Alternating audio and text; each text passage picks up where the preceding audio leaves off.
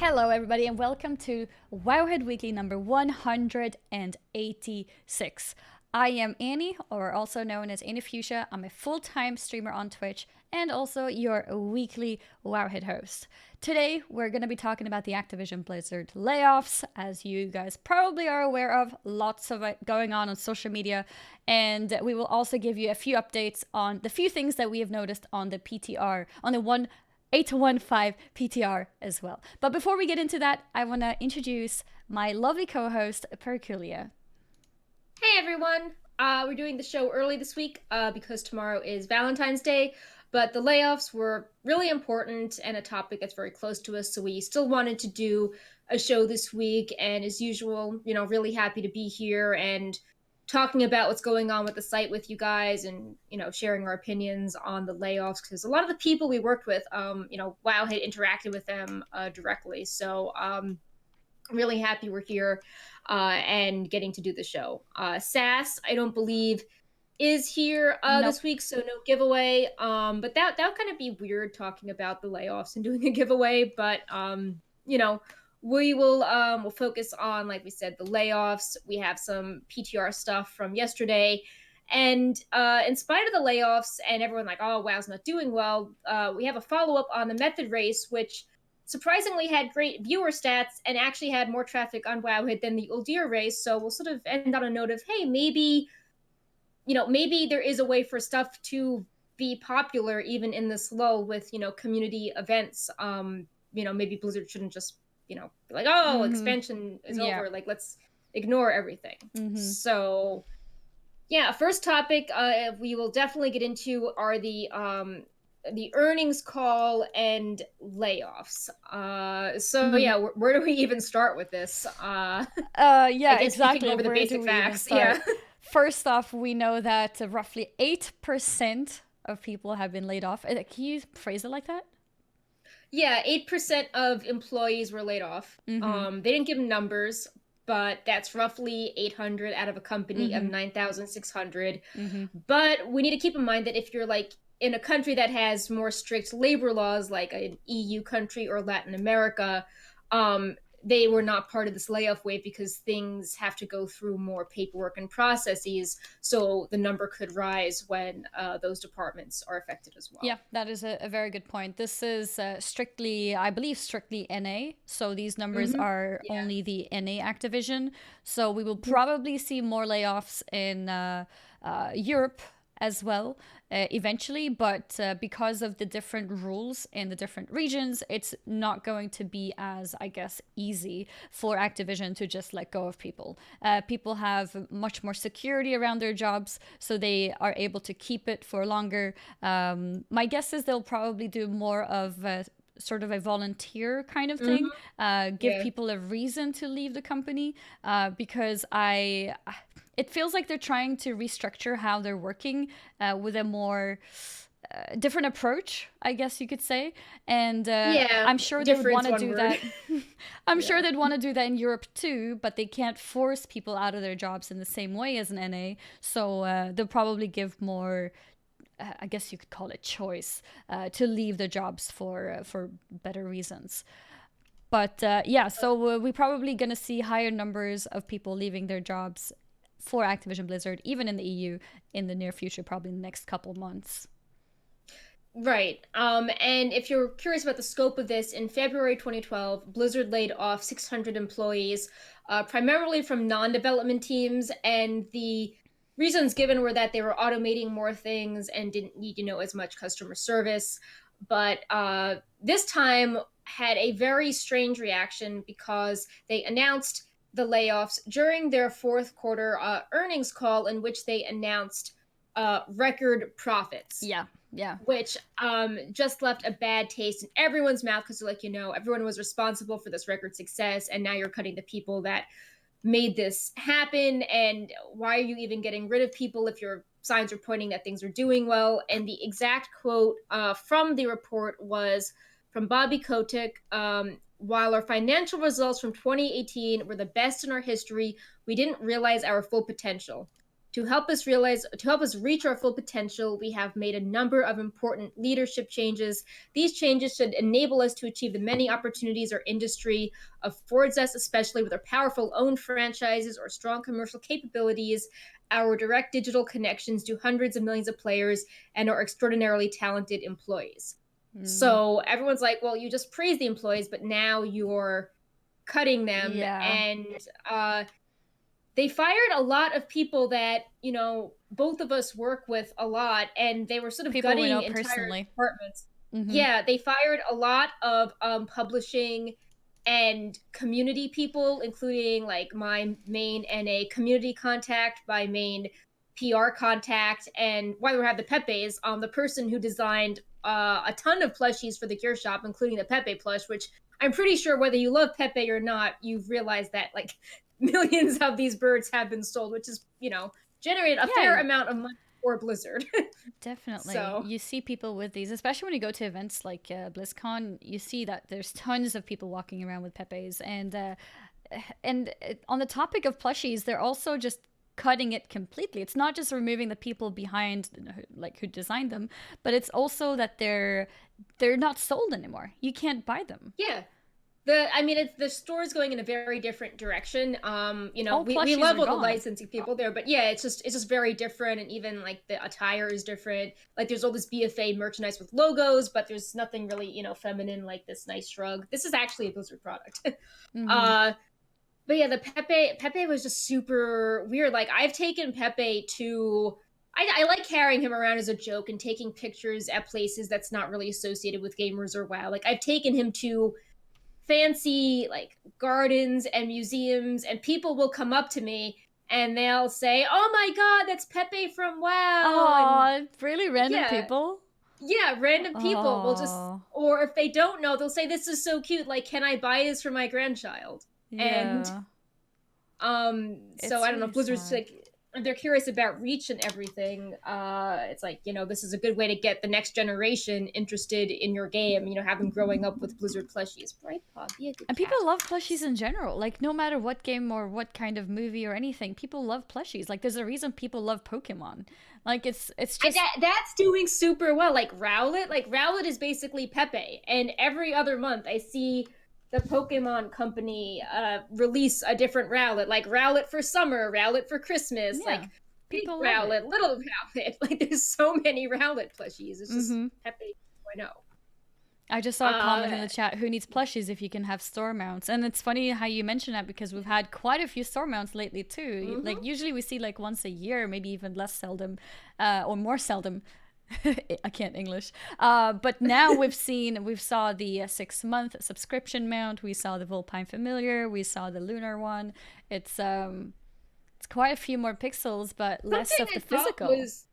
was super weird was Blizzard did these little videos for this month in WoW, and they were highlighting the events, but they were interspersing things like the Lunar Festival footage with the flying pig, and then Love is in the Air with the Vulpera. I'm like, this has nothing to do with the holidays. Like, why are they? Is like subliminal advertising? Like, we'll just drop a Yeah. few images of the shop mount in the middle of the holidays, so you think about the mount as you're doing it. It just was.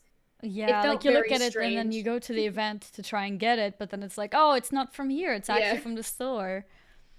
Yeah, I don't know. So is it completely confirmed that no plushies are sold at all at the moment?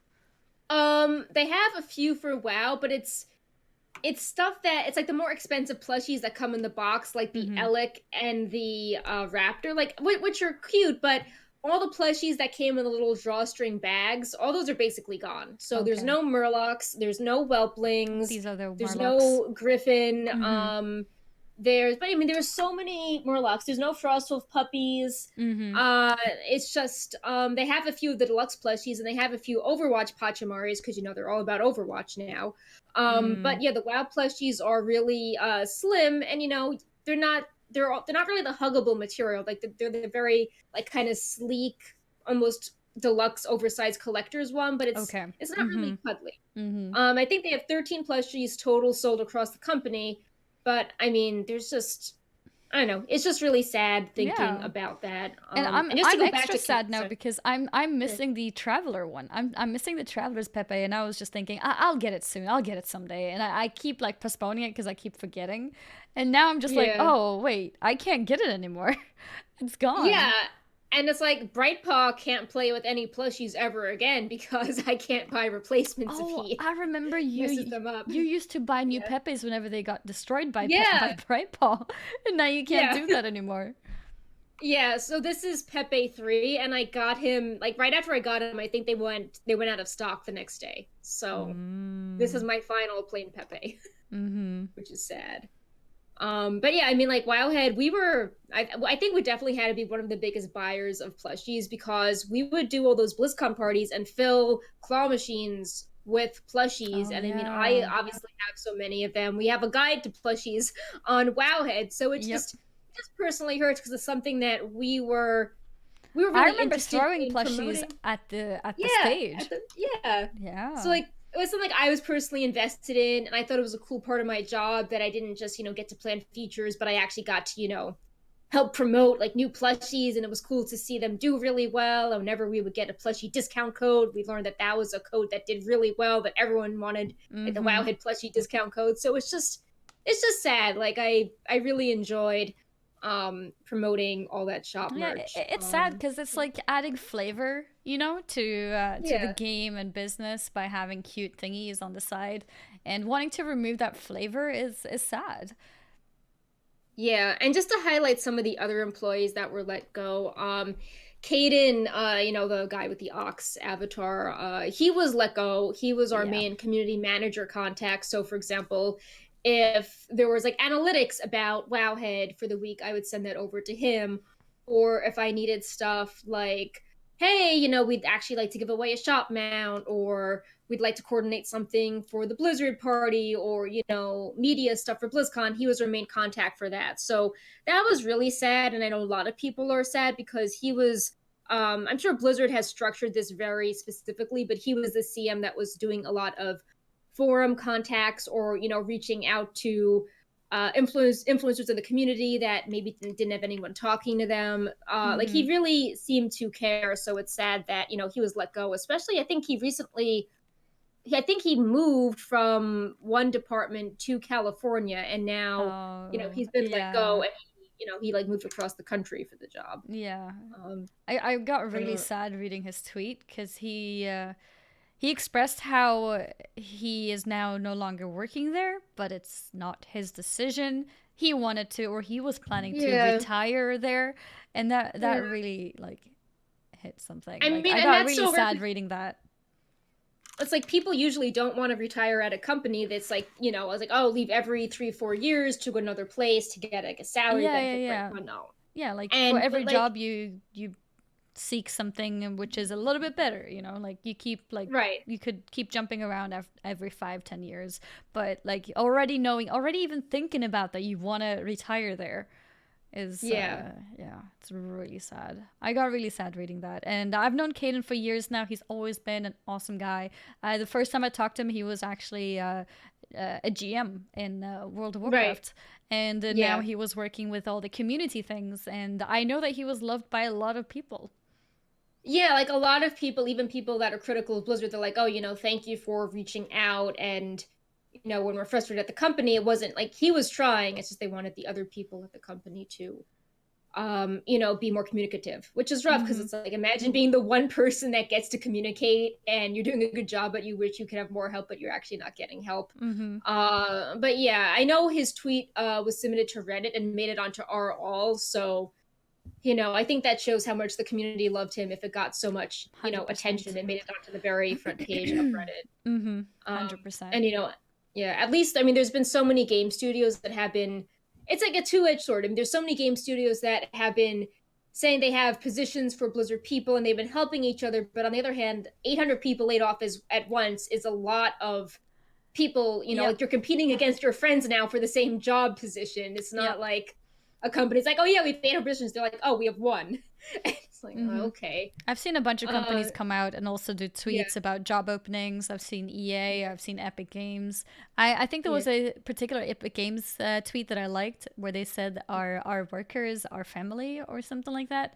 And it yeah, was really sad to read that because that's what Blizzard always stood for as well. And now it's yeah. like it's moving away from that. Yeah, I want to. I'll just. Well, I go. I want to highlight a few more people, but I think there's something to Mike Morhaime and when he left and the Blizzard culture changing.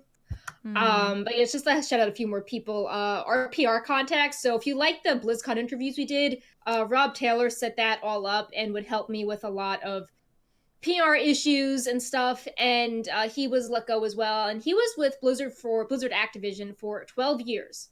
And like that's just insane. Like, I mean, being with a company that long, like usually you're pretty stable at the point, especially if you're getting results. Mm-hmm. And he was let go. So right now I'm just like, I know a lot of people have reached out to me, but it was very weird seeing all these people let go from publishing and going like, well, who is left for me to talk to?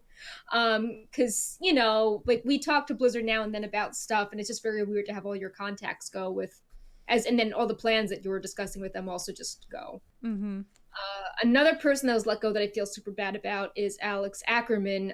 She did Blizzard social media, and she did a lot of the merchandise videos. So you know, the girl that's wearing the jacket with the Pepe on her head, she was doing that sort of thing. She took a job in Vegas, unrelated. Came back in the fall to work on Destiny. We Mm-hmm. all know what happened to Destiny, and then she was you know, fired again, which is super rough because she went through basically two reconstructions in a Yeah. few months. And she was tweeting that apparently they were delayed in setting her up as a full-time employee, so she doesn't really have that many benefits, because currently, you know, the system thinks that she's a contractor, not a full-time employee. So that's Mm. just insane to me. And like she did so much BlizzCon work, like all the community things, like the cosplay events, like all the little things going on, she would also be part of. And I think even when she wasn't at Blizzard, she was still hired as a contractor to work on some of that stuff. So to me, I'm just like, it's like how are they, Yeah. I'm almost like, what's gonna happen to BlizzCon?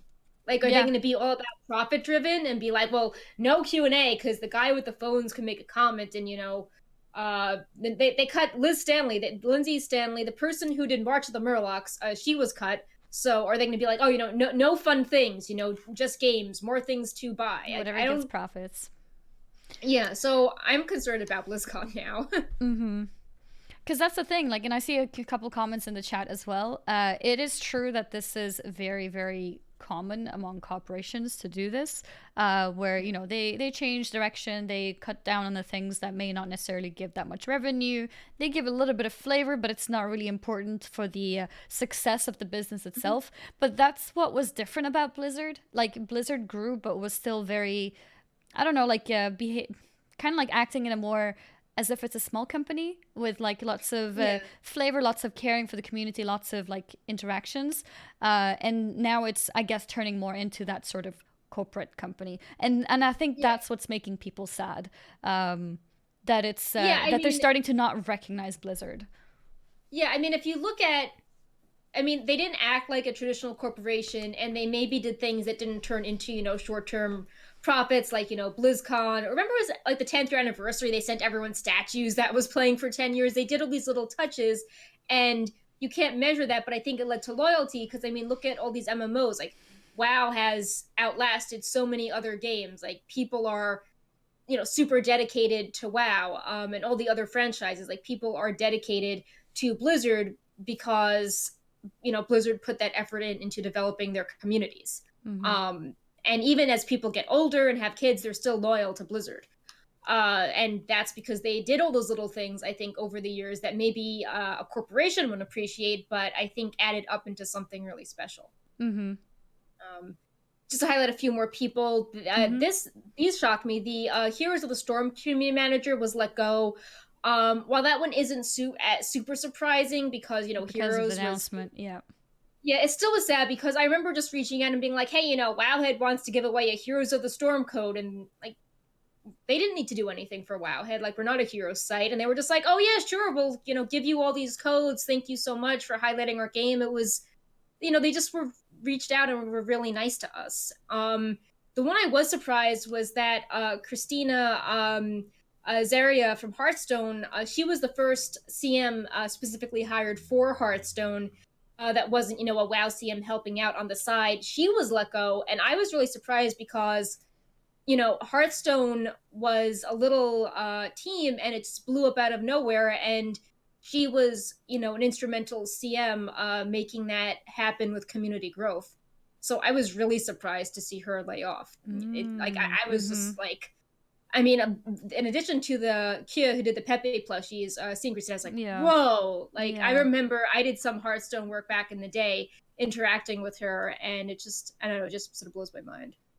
And then they even removed Jennifer Mallet. She did brand management things, which also ties into stuff like, digital sales and online marketing. And she was let go as well. So it's not just like the community managers on the front line. It's like people doing like, marketing. Larger corporate, stuff you think would be pretty like, oh, they make money directly, let's keep them. So I'm pretty, it just seems very very strange. And on top of this, something that's also interesting is that 2018 was record profits for Activision. Like my first thought was maybe they're doing this because they need to cut down. So of course they'll cut down on the sort of luxury flavory things like community things, so that they can focus more on the game. But apparently it's record sales. They're just not happy, or I guess the shareholders are not very happy, so they need to make even bigger profits. Yeah. They were probably estimating the profits to be even bigger, but then towards the end of the year, things were going down. So maybe that's why they feel like they need to quickly restructure. But it's still weird to hear in the same like week, or I don't know if it was the same day, like 2018 same hour. Was it the same hour? Like 2018 was the most profitable year ever. No, they talked about the layouts on the call. Oh, so they were like, best year ever, by the way, 8% are you are leaving us. But just for some stats, Activision Blizzard's net bookings were a record 7.26 billion, up from 7.16 billion in 2017. They used the word nuance to describe Blizzard quarter 4. They said that WoW had expected declines in the after the expansion launch, but there wasn't as many interactions in Overwatch and Hearthstone as expected. They said that they made more money in, not just for the year, but they made more money in quarter 4 2018 than quarter 17, 2.84 billion, up from 2.64 billion. Net bookings were 1.88 versus 1.62. And yeah, they I mean, everything seemed to be going up. They did say that looking forward, 2019 is meant to be a transition year, and they don't really have any major new IPs or content releases, and they're saying that's not ideal. And with that, they are projecting that they're not going to improve monetization as much as 2018, and they're going to invest more in development, 20% increase in development teams, and they're going to then deprioritize the non-developers as well as administrative areas. Which just sounds super frustrating, because it's like, you can't just have things constantly growing forever. That's not how things work, especially when you hit records. Like, you can't, that's like, that just doesn't make sense for me in human terms. Like, every year cannot be, record growth. Like, that should be something special to celebrate, not like, oh, well, now insane growth is now the new normal. It's like, well, and also they're firing a lot of departments that I think make stuff integral. And if they don't get, it's so much stress on the people remaining, because they have fewer people to help them reach their goals now. And then you have a lot of new people that need to be trained that don't understand things as well. And it just doesn't make any sense to me. I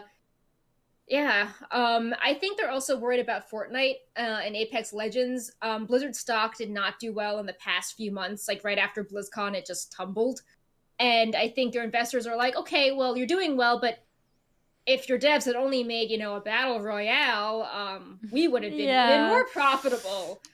Mm-hmm. And then Apex Legends also was, sort of a direct competitor to their Call of Duty Blackout mode. So maybe they're just like, oh, like if we Oh, that's a instead, good point. That's a yeah, so very maybe they're good like, well, point. maybe this community team made WoW happy, but if we just had a new development team make Battle Royale, like that would be more money in, I don't know, 2019. Hmm. Uh, but to me, it's like, well, but you want your existing fans to be happy that, like your existing games and have actually spent a lot of money on them over the years. And like, just when you start having numbers like billions, you're just like, Mm-hmm. it's, and when you hear the salaries that some of these, higher ups make, you're like, oh, like, I mean, corporate America is like this, where everyone at the top makes ridiculous amounts of money, Yeah. and then it, I it, mean, it yeah, doesn't it's make, normal to see that, but yeah, but it just, it's kind of like yeah, sour to read it yeah, when at the same time people are being laid off like that. yeah, especially when it's like, well, this executive makes as much money as, like 30 GMs would make over the course of their entire life. Like, you're just sort of like, really, like, couldn't we just have let the people stay? Like, I know they were talking about how other executives in other companies not in the US have actually Like taken Nintendo, right? pay cuts. Yeah, they took pay cuts Mm-hmm. to save their employees, and they're like, oh, the company wasn't doing well. Mm-hmm. I made a bad choice. I wanted to save my employees. And this is like, well, Blizzard's doing really well, and the executives are making record, profits. And not all the money is like, in a check. Some of it's like in stocks, for example. But Mm-hmm. it's sort of showing problems that aren't maybe Activision Blizzard specific, but are general, like, US capitalism specific, that shareholders have ridiculous amounts, and if you make lots of money, that's still not good enough if it didn't meet a projection in someone's mind. And if you do well, you can always do better, and if you don't do well, then you're fired. And people at the top make a ton of money, and there's no US labor laws, so people can just be laid off all of a sudden. Blizzard, Mm-hmm. they are giving severance packages to people, but like I said, there has been some weirdness if there were some contractors that weren't converted to employees. I also saw a tweet where someone was hired international, and now they have problems with their work visa. So Mm. it's impacting. Even if they have a nice severance package, it sucks. Like, people move across the country for this job. People love the games and they want to work on the games, even if they know, the game isn't perfect. Like, still, being community manager for WoW is still really awesome if you grew up playing WoW, even Yeah, if of it's, course. BFA and you're understaffed. Mm-hmm. So, yeah, but yeah, so I mean, I just don't get it. Even if 2019 is a transitional year, I mean, Classic WoW was launching, and that was when they announced it. That was the most popular announcement ever at BlizzCon, and that was one of the driving, reasons to go buy the virtual ticket to play the Mm-hmm. demo. Mm-hmm. And it's like, I'm sure that would bring in some, money. Streamers playing it, hype that way. So I mean, that's not like a quote new franchise, but it's something people care about. And Warcraft 3 was sort Mm-hmm. of seen as like the one bright spot at BlizzCon 2018. So that's coming out 2019 as well. So yeah, I don't know. I just don't really understand it. I mean, I don't work for a big company. I just manage Wowhead and my little group of people. Mm-hmm. But I just don't understand when you get to like billions of dollars in profits and you're firing record numbers of people. That just not makes sense to my brain. No, it really doesn't. And on the topic of having more devs employed is probably good. I mean, it's great that they're going to do Right. that. It means that we have the potential for more cool things happening in the games that we love. Maybe even a new franchise, or maybe rebuilding of the current ones. But the problem is when you don't have community people and the proper marketing people and all of that stuff, it's not going to make it. So then are we going to see another layoff later, or like what's going to happen? They need to, people already feel like there's a lot of disconnection between Mm-hmm. community and devs, and imagine like all of those community people disappearing, then that communication will be even worse. Then how are you supposed to Exactly. talk to the players? Yeah, I mean, it seems that people always like Wowhead's PTR coverage, but I've noticed a decline in people that actually, go on the PTR and leave comments. And it's like, if they don't get any, there's been occasions where they're like, oh, like no one noticed this on the PTR. Like, why is it an issue on live? Like, we didn't get feedback. And if they remove the community people gathering the feedback or helping to facilitate, the testing or getting, influencers to play more, even just, regular users, then it's going to be a chain reaction of the developers not being as aware of certain trends that are going on within the community, or collecting well-reasoned feedback, or going through the forums and picking out the best feedback to present to them. Yeah. Like, that whole cycle is going to fall apart, and they need more of that, not less. And even like all the behind the scenes things, like when you get featured on the launcher, there's someone at Blizzard setting that up with you. Yeah. When Wowhead gets merchandise to give away, like beta keys, there's someone at Blizzard setting that up with me. Yeah. If you have less people or no people, then all those things that Blizzard would help the community with also go by the wayside, intentionally or not. If there's less people, like, it's more of a rush job, or there's no people to take over these things. And like you mentioned with the launcher promotion, for example, so if this hits EU and the people who are responsible for that lose their jobs as well, then that means that we will probably not have anyone promoted on the launcher. And like, sure, it's not a big deal, but it's losing that sort of touch with the community. Having more people, more content creators being connected to the games that you create. And I saw a comment in the chat as well about devs don't give a beep about the players. Of course they do. A lot of devs just don't have the direct contact with the players, because you're supposed to have people between the dev and the players who can communicate between them. So if you remove more of the in-between people, then there'll be even less communication. Right. I mean, or if the devs spend time then going through the forums and reading feedback, they're not doing the dev coding. They're not doing what they should be doing. Yeah, like, why is this slower? Like, why is this quest line not done? Why is this not polished? Why was my spec not tuned? It's like, well, because like they have only so many hours in the day to work. Yeah, exactly. So it's important to hire people that do the right job, so that everyone who does their job can do it properly. And because if you make people do things that they're not supposed to do, they'll probably do it without a passion, and then it won't be done properly. Like Caden, the community manager, wrote a tweet where he said after work, usually what he would do when he comes home and just sitting is just look through the forums to make sure that there's nothing that he missed out on. Do you think people who are like programmers are going to go home and start reading through the forums to see what's going on? I mean, they shouldn't. They should be thinking about what better ways to code whatever issue that they're facing, whether it's phasing or sharding or something else. So it's you need all of the people in the different roles work together to make the perfect product. And going back to the whole Pepe and Murloc thing, just to draw a parallel, like Blizzard is talking about how they want to keep growing, esports and sponsorships. And it's like, well, you can't just have everything be, like Lucio's sponsored by like Kellogg's, or Overwatch League sponsored by Coca-Cola. Like, you need that homegrown stuff. Like, what's like, anyone can have a sponsorship with enough money with Coca-Cola, but Blizzard has unique things where like hundreds of people dress up as a Murlocs at BlizzCon. Like, that's something unique that shows how passionate the fans are.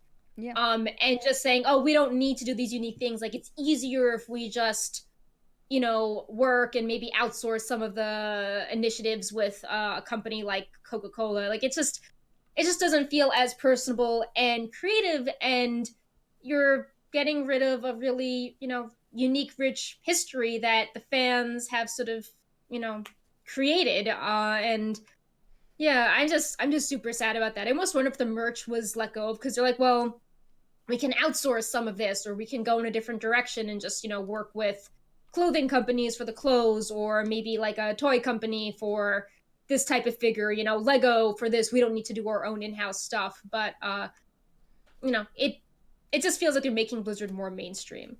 I wanted to touch on Mike Morhaime leaving, because I read this Kotaku article and it made a lot more sense. they noticed that Mike Morhaim's wife was in charge of esports, and Mm-hmm. she left around the time that he did. And then we started seeing, esports layoffs, Heroes of the Storm program, being cut. I've Do you even think they seen, knew about it? yeah, I mean, it just seemed to be, I've heard a lot of, in reading these articles, there seems to be a lot of people saying that, like, Mike Morhaime was the shield, like sort of buffering Blizzard Oh, from like Activision. this was just And then, waiting to happen, kind of. yeah, and Overwatch and maybe some games kept things. Activision wasn't bothering them when things were amazing, but then it was getting iffier, and maybe he couldn't. Stop it Uh, anymore. yeah. And she left around the same time, and then soon after, Heroes Esports is cut. And Mm-hmm. then people from other programs were cut as well. Like I know some people from Hearthstone Esports were let go as well, and that seemed to be a big deal. I mean, it wasn't just like WoW where you have like a few events throughout the year. Like Hearthstone's like we're gonna travel to an island and have like the summer championships, and it was like a really big production. So Mm-hmm. it definitely seems like there is a culture shift going on. And we also can't forget that the Crossroads program, where you could accept a voluntary buyout and leave the company early. They opened it up to a lot more people in the winter. You Mm-hmm. didn't need to be there as long. You could be in a bunch of departments, and you know, I guess that wasn't enough. Yeah. I know that some, I know that some people related to the departments we're talking about had left. So that when we talk about community, like so many people have left between new jobs elsewhere, or the Crossroads program, or being let go. Like these departments are very small, Yep. and I don't know what's in store for them. So Yeah, that's the question as well. Like, are they going to just deal with it with less people, which puts more pressure on those people? Are they looking to find other people? Like, I don't know. yeah, How are they going to deal with the community things? yeah. Unless I mean, it hurts. Like, do they not care? Are they just going to be like, well, other games do fine without all these little, plushies and Yeah, because conventions that's the and thing. Like, this you and don't that. need these things in a company, but it's kind of Right. what made Blizzard special, which is Yeah. what's worrying people. Because, yes, of course, you don't have to have all those extra little flavors. You don't have to. I got sent World of Warcraft chocolate over Christmas. I don't have to Yeah. have World of Warcraft chocolate. Blizzard doesn't have to send me something as a content creator. But it's just Yeah. those little extra things which makes you feel appreciated. And even those things where they have different types of statues, I think it's statues or other kind of products for working at Blizzard for X amount of years. Yeah. Like they have Like those that's really special sweet. The things. swords and the shield and the ring and the Arthas helmet, like Yeah. all that makes it special, and that's why people want to stay there. And like it's really bizarre when someone I heard saw a tweet from someone who worked there for 18 years who got let go. 18 years. Yeah. And it's like you want those people to stay. Like those are the people who believe in They're their the mission that veterans. aren't. Yeah. Yeah, like those are people who will do a good job and want to stay there, that aren't just gonna be like, oh well, this looks good on my career, I'm gonna go elsewhere. Mhm. So yeah, So maybe they'll eventually stop with those 10-year thingies as well then, like the sword and shield. yeah. I think they would keep that. I mean, that would be really strange if they stopped doing that. I don't know. I mean, what's I mean, next? Because everything they're seems up all in the flavor, air. right? Like they're Yeah, they're not yeah, really necessary. Like that doesn't in itself directly give profit. It gives people a family feeling and wanting to, be. I mean, being happy to work there. But I don't and the know. only thing I can think of is that Riot has stepped up their game, and they're a company that is in LA, in a better location than Blizzard. Like they're actually in LA. Hmm. And they've been trying to hype up, their campus and have a community feeling. And I know some people from Blizzard have gone there, and Riot's trying to be Hmm. really good with, patch notes and building out their lore and being more communicative. So maybe if anything, Blizzard would say, like, maybe the executives are like, well, we don't care about this for the actually caring about it, but we need to keep up with, Riot and these other companies that are putting on good community vibes. So maybe that will save them. Who knows? It's also worth noting that, like, um, Blizzard is in a very, you really want to work there because they're in an area that's very expensive, but it's also far away from a lot of stuff. So there were Mm. people that were not making a ton of money that were living in this very kind of expensive remote area without, public transportation. Maybe an hour to get to LA when there's not a lot of traffic, even longer when there is, high housing costs. And, a lot of people sacrificed and rearranged their life to work there. And it's just really Mm-hmm. sad. I want to comment again in the chat in case people are misunderstanding. We don't think that what's happening now with Activision Blizzard is weird. I mean, okay, it's weird, but it's not Yeah. weird and uncommon. It happens a lot in corporations and businesses. Obviously, they have to look at profit first. It's the question is rather the timing of things. Announcing that it's been the best profitable year ever for them in Yeah. 2018 in the same hour as mentioning cutting off 8% of their workers. That in combination with people looking back at, for example, Nintendo, when they were not making much profit, when their profit was actually lower than usual. I think it was during the Wii U period. Hmm. The CEO, I think it was the CEO, decided to Yeah. take half a paycheck to save the company instead of letting people go. And people have a very family sort of friendly impression of Blizzard, and because of what Blizzard has done, all the extra little things that Blizzard has done in the past.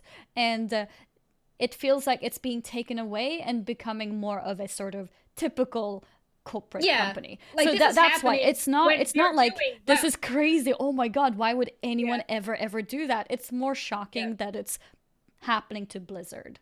A Yeah. Happening company to a that, company that's doing well, better than ever. yes, at the time when their profits are as high as it's ever been. So that's what we're discussing here.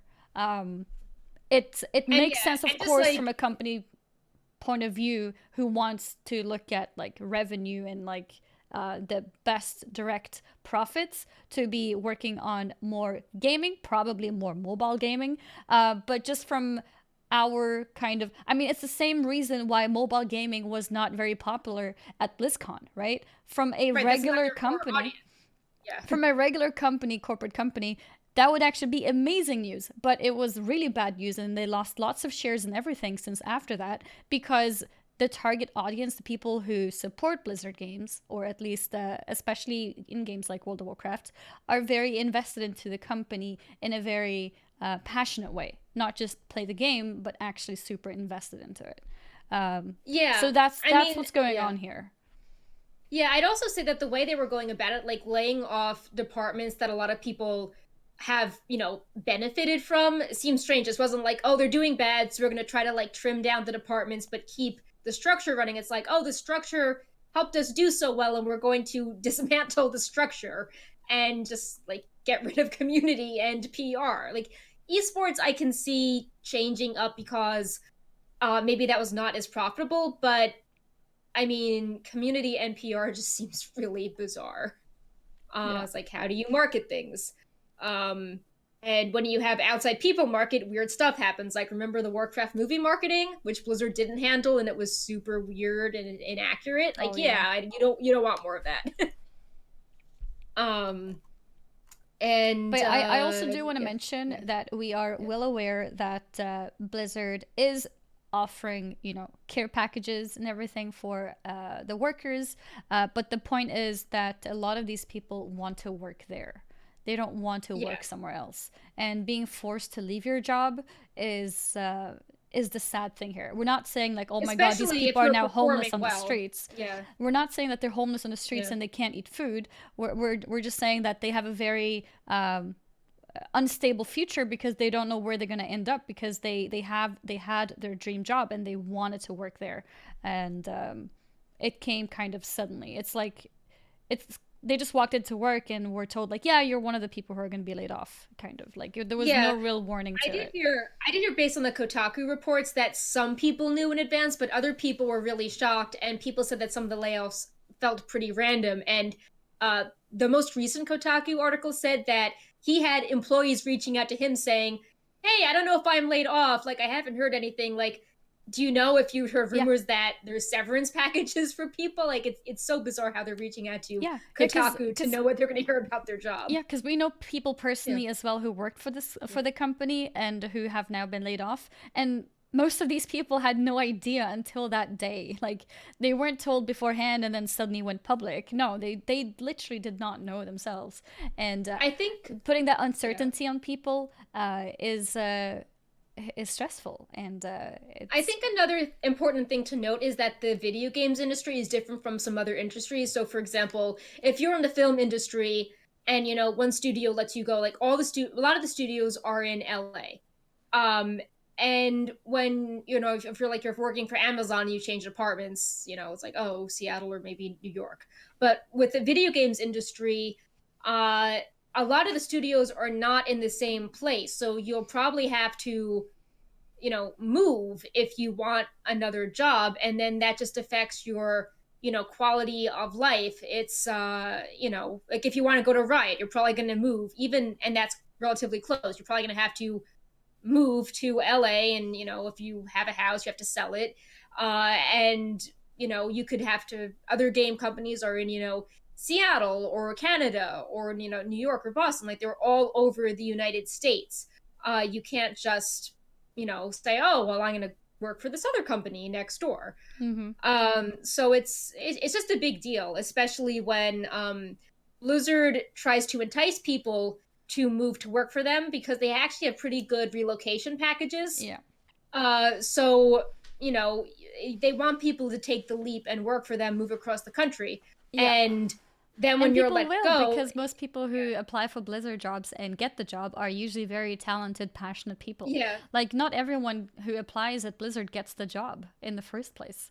So a lot of these people who did get the job are chosen, Right. for a So when you reason. take that leap to move across the country, and Blizzard has a rep that they'll help you move in, and that things are relatively stable, it just sucks that you don't have a job and you're also across the country. So now you have to think about Mm-hmm.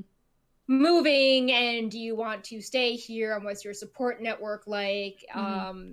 It's just I mean, obviously other people are laid off. I think this is also getting attention because BuzzFeed laid people off with record profits, and Vice laid people off, and the sites were doing well, but the investors invested in something really dumb like cable TV, and that was not a good idea. So there's this general sense that people should unionize, and should not be seen as disposable, especially when they're creating the content and value that keeps people engaged with their products. Mm-hmm. And I mean, there's a reason they can't do that in Europe. Right. Because obviously there's protections, and the protections are there for a reason. Like, being able to just basically fire people, even if you do it in a nice way, is not very nice. Yeah. So it's I think they're gonna have a sort of softer way of firing people, where they give better options of volunteering to leave, probably something like that. Also, want to mention heavy waves. I completely agree with you. I do think mobile games are very, very popular and very successful too. But yeah, the reason why I mentioned that was because, like you mentioned as well, announcing it in an audience which is primarily PC gamers was just wrong. Yeah, like you need community and PR to be like, hey, this is a bad Yeah. idea. And from Like, a PC gaming franchise as well. Like, Yeah. it would be different, like you mentioned, if it was a completely new mobile game. I mean, no one has complained that Hearthstone is on mobile, right? People love it. No. So, Yeah. yeah, it's about, what game it is, what franchise, what your target audience is, and that was what was missed. And now with even less community people, maybe they'll even make bigger mistakes.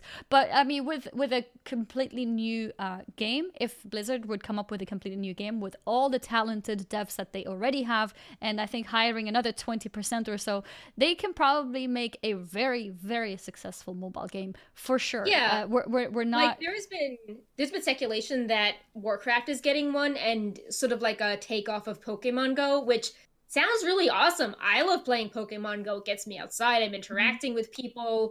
It's for like a slightly older crowd than, maybe Blizzard's old, their, earliest demographic. Like you have people that are wanting to get some exercise, walk with their kids. It seems like that would be a good fit for Blizzard, but just the idea of highlighting Diablo Immortal at BlizzCon was just showing So that wrong, community did not have as much of a presence. wrong franchise, wrong audience, Yeah. like at the convention, wrong audience because of the franchise. Like there were a lot of things that were wrong there. But I do believe that they can make a. I know people don't usually say this, but I do believe that they can make a great Diablo game for mobile, but the audience may not be right. And Yeah, I they would should like have announced it at the China convention. The Sour Fang cinematic was introduced at a Chinese convention. That's why it was at such a weird hour for the US. I was like, well, if that's your target audience, then announce that at, I think it was China Joy. That was the event. Mm-hmm. Yeah, definitely. Yeah. So, yeah, I mean, we'll keep doing our thing. I know everyone is always like, oh, like, Blizzard owns Wowhead. Like, Blizzard does not own Wowhead. We're still doing our own thing. Our monetization is not really tied to Blizzard. It's people don't understand that as well. It's sort of the reverse. Like, Blizzard doesn't usually advertise on Wowhead because like Wowhead's already, bringing in lots of traffic for BFA. So it's this shouldn't really affect our day-to-day operations. We're still like our own independent thing. Mm-hmm. It's awesome that community support does link to us because we translate the site into so many languages, but there's no like secret Wowhead staff at Blizzard. Conspiracy. All of the tools we have, like the data mining, all that's been created by the Wowhead staff. So we can keep doing our thing just fine. If we need something like giveaways or discussing with Blizzard, maybe that will take longer. But we have our own budget from money we've made ourselves to put towards giveaways. So giveaways won't vanish as well. Mm-hmm. Right now I just want to keep signal boosting and helping the people that got laid off find their places, and also keep supporting community initiatives on our own, like method, doing shows like this, having guests on, highlighting YouTubers, stuff like that, having a Mm-hmm. community vibe, even if Blizzard corporation is trying to scale back on that, because I think there's value. Mm-hmm. Hopefully we'll find a good Yeah. balance and it won't be too bad. I know everything feels really bad right now, but maybe there'll be some light at the end of the tunnel. We'll see how it all works out, and we'll see how it works out for EU as well. Yeah, and don't be mean to the remaining employees. Like, No, yeah, do it's not. super demoralizing for them, and the Like, people imagine making the having all your friends lose their job, but you didn't. Like, it's yeah. not necessarily your fault. Yeah, and like I really don't like when people are like, "Oh, well, how come this person stayed but this person got let go?" And it's like, "Well, they do slightly different jobs, and it still sucks to be the manager that's remaining because all of your plans are now totally wrecked by the fact that you have no staff to, Mm-hmm. enact your plan." Mm-hmm. So just try to be compassionate to people. The best thing you can do is to help people if you have job leads. If you don't, highlight the companies that are saying they'll hire. Highlight the people that are putting themselves out there on social media saying that they're looking for jobs. Mm-hmm. Just try to be polite and Yeah. caring to people. I do think that in sort of on like a more abstract scale, like if this bothers you, like if you're eye opened and shocked that this is how executives work, it's like, well, maybe you've learned something, and just be more aware of that stuff when you examine other big corporations. And maybe just think about how you handle yourself in your own personal life if suddenly capitalism is really bothering you. Mm-hmm. So just be more compassionate to people around you, or thinking about things like healthcare or stuff that people maybe you feel like should have. Like if you feel really bad that someone at Blizzard is treated this way, well then maybe you'll be more interested in just labor laws and rights in general. Yep. So And with I that, have to yeah, I have to AFK for a few minutes. This is actually a great time. all right. So do you maybe you could talk about the dances and just show stuff on the Mm-hmm. videos Mm-hmm. while I'm AFK. Yep. All right. That's no Bye. problem. Back in a few. Mm-hmm. See you soon. Is your camera gonna stay on? I can turn it off. No, if you switch, if you keep it on, that's actually better. Okay, that's then fine. I don't have to change scene. Yep. All right. Okay, bye, Perk. All right, chat. It's just you and me now. So, yeah, with that, I believe it's probably best to wrap up the Activision Blizzard topic. There's so many more things to say. There were so many other really sad tweets that I read as well. There was one, for example, that had the point of view of working at Blizzard and noticing how people are just crying and hugging each other outside of the building. There's a lot of emotions going around there. But let's wrap up the topic for now. If you want to read more about it, there's I can link the post that Wowhead made, and from there you can probably find links and things to the other websites that have been talking about it as well. But yeah, let's move on to the PTR. There's not that many things going on right now with the PTR, but there has been some updates, one of which we talked about last week. If you guys remember, somebody asked us, because we were saying that, oh, everything about the allied races is now public, but that was actually not true. We were still missing the dances at the time. Hey, Hanny, what's up, Carry Out? So let's... I'll show you guys. Oh, this is kind of awkward because usually like I let Perk introduce things so then I can in that moment like click around and get the right scenes up, but now I have to kind of do both, so I'm gonna here. Okay, I got this one open. Hopefully it's not too loud. Let's start with the Kultiran male dance.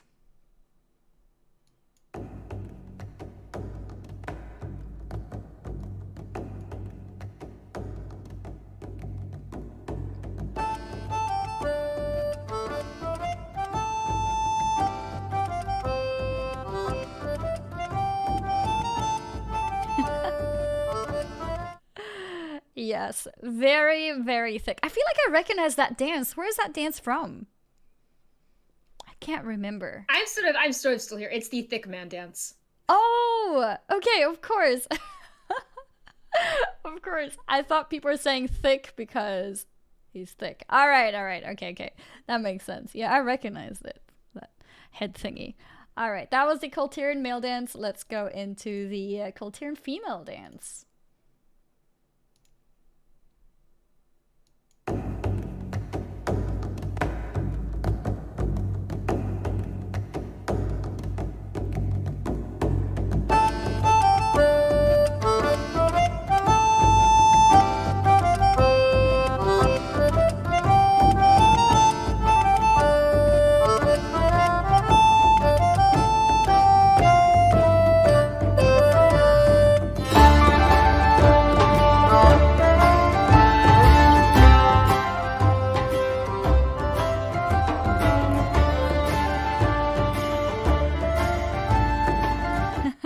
So it seems like she's kind of repeating the same few moves, but she's turning around slowly but surely. It's like the Macarena. Slowly but surely. Does anyone know where that dance is from? It felt like a kind of ballerina-like, but not exactly a ballerina.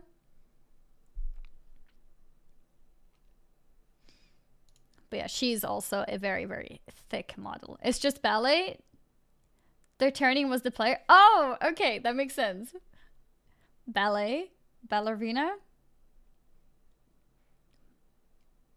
All right. Well, that was the two Kultiran dances. We also have the dances for Zandalari. Do you guys want to see female or male first?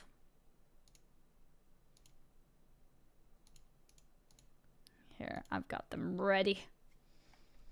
Let's see what chat says. Male, male, female, male. All right, it's time for male. Let's go. Zandalari Troll, male dance.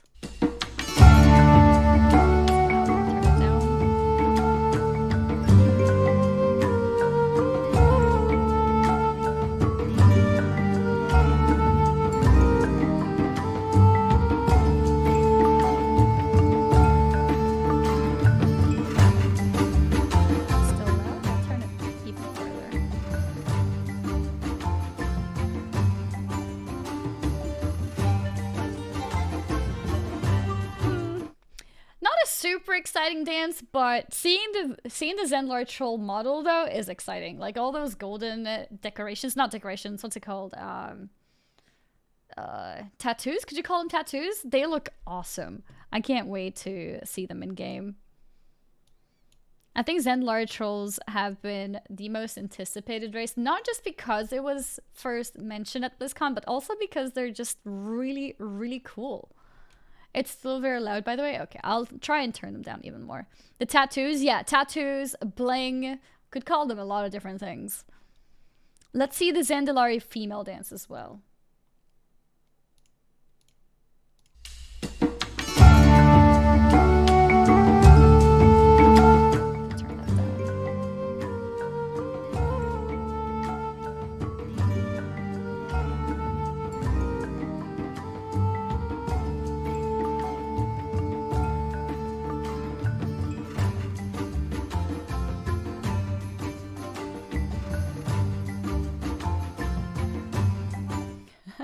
I feel like I recognize this move too. I don't know if it's because all these dances, the popular ones, have been remade into Fortnite or something, but yeah.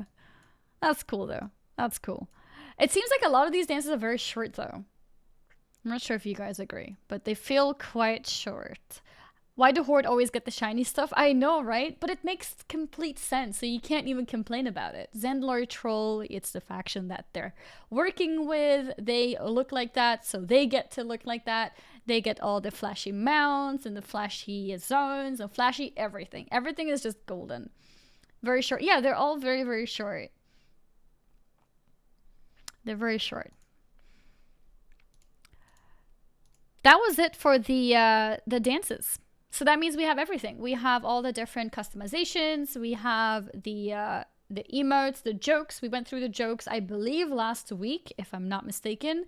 And now we have the dances as well. So the Coltiras and Zandalari are pretty much ready to be added into the game. In case you don't know, the Coltiran and Zendlar trolls will be added together with the 815 PTR. The date has not been 100% confirmed, but we are estimating it to be in March. So in less than a month, you should be able to start playing them. And I know that's very exciting news for those of you guys who've been waiting for Zendlar trolls ever since, what is it, like 2 BlizzCons ago. Yep. I'm not 100% here, but I'm like 80% here. No worries. So I guess with like the show being on a different day and starting a little late, I was just it's 100% yeah, fine. just got some buttons I'm hitting on websites. You can take care of that. Yeah. Chat and I are just chilling, right, chat? Yeah. We're doing okay. But yeah, the dance, as a note about the dance animations, they're up on the Wowhead dressing room. So you can loop them forever and dress them up. I know in the videos we're kind of naked and dancing, but you can put clothing on them and see them dance as well. Good to know. So good to know. Yeah. Is there anything? I can do the intro. Yeah. Sorry, go ahead. I can do the intro for the Crucible stuff. Sounds good. Yeah. I was gonna say if you wanted to comment anything else specific on the dances. Not really, just that, they have, you got the references, pretty spot on. Like, they're all based on, obviously, something in pop culture. So that's pretty cool. And yeah, I think they're pretty much set to go. I mean, they've got their scenarios in, they've got their, what's it called? The hunter pets were in, which we covered last week. The jokes are in, so they seem pretty good to go. They even added some more faces for Kulturan males. So all that seems really good. But yeah, so this other topic is that the PTR added the Crucible of Storms boss loot tables yesterday. And this was a really short raid, just 2 bosses. And I think in one of the recent Q&As, Blizzard said they didn't really know how to handle a loot because it was like the transitional system between, Dazar Lore Azerite and then Ashara Azerite revamp. And what they've decided to do is that there's no Azerite pieces in the raid, but all of the items have really unique procs. I know people were really excited when Dazar Allure had a few items like that, and all the items from Crucible of Storms have the unique procs now. Yeah, and that's really cool. It's something that we normally only see in trinkets, so that's awesome. And I was just commenting before how usually when we introduce new topic, like you go ahead and introduce them, I have time to put up the slides, so it's all like Yeah. transitioned properly. And now I was able to do that, but when I was talking about it, I was like, yeah, so like, let's take a look at this, and then I have to take a few seconds of silence to just click the right thing. Yeah.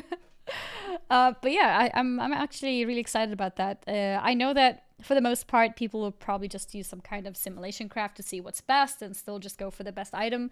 But it's still nice that there is a little bit of flavor added to the items. Just gives it a little bit more sort of personality almost. Yeah, and there are a lot of I could see them working with interesting interactions like the Zakaj Deep Striders. Your speed is Top increased right. for yeah, your speed is increased for every 20% health you are missing up to 600 speed. Oh, I didn't see So that that one. Oh, it's an interesting one. It's not just yeah, so damage. that could be like an interesting utility one, like if you have to, Yeah. kite something, or like I remember on Jaina, like one of method strategies they were thinking of was maybe they wouldn't if someone was moving really fast, maybe the icicle wouldn't explode on the raid. Mm-hmm. So I could see interesting stuff. There's also a lot of weird healing things like uh if someone takes a lot of damage in one blow, they'll be healed for that amount, but if they take less than that damage, they won't be healed. um let's see what else is there. I just There's saw someone point out about the boots. It goes very well with warlocks because we have Burning Rush. Oh yeah. So we can Yeah. take damage to run even faster. Oh, which I'm sure you're all about. Yes, of course. We give health to do damage, we give health to gain speed, we give health for everything. That's how it I works. also see. Um, let's see. When you are above health, you deal more damage. Mm-hmm. So that's a trade-off. Like when you're above 90% health, you deal damage. And that's usually when people don't really want to heal you as much. Yeah. If your target has lower health than you, your damaging spells and abilities have a chance to sacrifice some of your health to deal more damage. So I guess that's a good execute type item. Mm-hmm. But not too good because if you you could randomly lose health if you're at like low health as well. There's an interesting gift of N'Zoth item, Lurker's Insidious Gift. Oh, what does that The do? post embrace N'Zoth's gift, increasing your mastery. Every 1 second gains suffering, inflicting shadow damage. Reactivate to relinquish the gift, removing both effects. Which I think is super cool because the whole quest line leading up to this is about helping Xalatath and getting a gift of N'Zoth and then deciding to cleanse it or not. And then it's like, oh, you're still playing with this idea of like, you like N'Zoth's gift, like we're still kind of flirting with wanting his gift, even though we know it's wrong. Yep. There's also this one that's called Slaying an Aberration inspires 5 nearby allies granting critical strike. And I wonder if that's going to be pretty useful for a fight that has encounters like little voidlings, because if you have that item, you could be on, killing the ad duties to then buff your party. But yeah, there's a lot of cool items. One disappointing thing I've seen is that the items so far look like Dazar lore gear, but the two weapons at least, yeah, like they have the same like bone look, but the two weapons, yeah, the two weapons at least look very different. What about the item level? Because it looks like it's 385. Yeah, I think let me just pull this up quickly. I have so many windows popped up. So if we go to the pillar page, normal is 385, mythic 415. So yeah, same as Dazara lore. Okay. Yeah, and that's a bit low, isn't it? Like to be what's the word? It's only 2 bosses. I guess yeah, I don't know if they're considering this to be like the next tier. And because none of this is Azerite, I feel like it should have been like maybe 5 item levels higher or something. Yeah, I could see 5. Yeah. But maybe these items are so weird that they figure like that makes up for it. I'm not sure. I mean, it is a 2 boss raid. There is 4, 5, 6. There's like 9 items from each boss. So it also must be interesting to have to balance around this. Like, suppose, with the item where you get critical strike when you kill an aberration, it's like, oh, well, the final boss of the expansion makes you kill aberrations. Now we all have to get this item, or else. Yeah, I think at least I'm happy they're trying something new with loot. At least, like, all the procs are really cool. A raid that doesn't have Azurite is interesting. Yeah. You don't have to be like, oh, I have to grind this out to unlock Azurite, because it's just... Then it's even less reason to go there. Like, I feel like there should be a reason to go there. Well, all the things have cool procs, so maybe okay. you would want these things to a reasons. lot of this is like damage mitigation, or things that have weird healing effects, and these are for the slots that aren't Azurite, so you still want them to be good, like trinkets and legs and boots, stuff like that. I see some people discussing TOV. Do you remember if TOV was higher item level than EN? Let me pull this up. I see some people saying that it was the same, and then I see a couple people saying that it was 5 item level higher. I think maybe at the last minute they hotfixed it to be slightly higher. Oh, because I feel like 5 item level makes sense, because then as a normal raider, you would be motivated to go there for that 5 extra item level, which might be able to help you get a little bit stronger to go back and progress heroic. If you're a heroic raider, you go there, get a little bit higher item level, you can go back and tackle some more mythic bosses, etc. Yeah, I would also say I think at the very last minute they made the loot from Helia higher, so. The first 2 bosses were 5 item levels higher, and then Helia was 10 item levels higher. Yeah, I feel like it should be something like that, at least 5. Yeah. I mean, it's not out yet, so I guess it could still be changed. If you said that was changed in last second, it could still be. Yeah, it's really easy for them to just change item levels. Yeah. Just, like moving before it's out. Oh, Bright Paw, why are you on everything? The next topic here is an interesting one. Yeah, if you guys remember the wolf, the Alliance wolf from last week, we had no idea where it was from. Well, now we do. I'll show you guys quickly how it looks like in case you forgot. This mount, together with a horse for the horde, let me show you guys that as well right there, are the new rewards for completing the quest lines, or is it war campaigns? The war campaigns, so it's like all the quest lines. All quest lines on both Alliance and Horde. So that means you gotta play on both sides. It means it's time for me to start leveling my mage on Horde, go through all the quest lines. For you. And then you get a horse as a Horde character, and you get a wolf as an Alliance one. And I love it. I think it's great. I think the zones are great, the stories are great, so I think it's a good reason to go back and actually do them. I've been wanting to do the quest lines anyways. I just haven't because I haven't been motivated. It's kind of boring to level. But now I have a secondary reason to do it. Yeah, it's like the double agents achievement. So if you don't already have the double agents, I think, I'm not sure if double agents achievement is level bound. Do you know, Perk? I don't think that is level bound. So I think if you don't have the double agents achievement today, getting 2 characters on both factions at 120, or like 1 each on each faction, would grant you that achievement.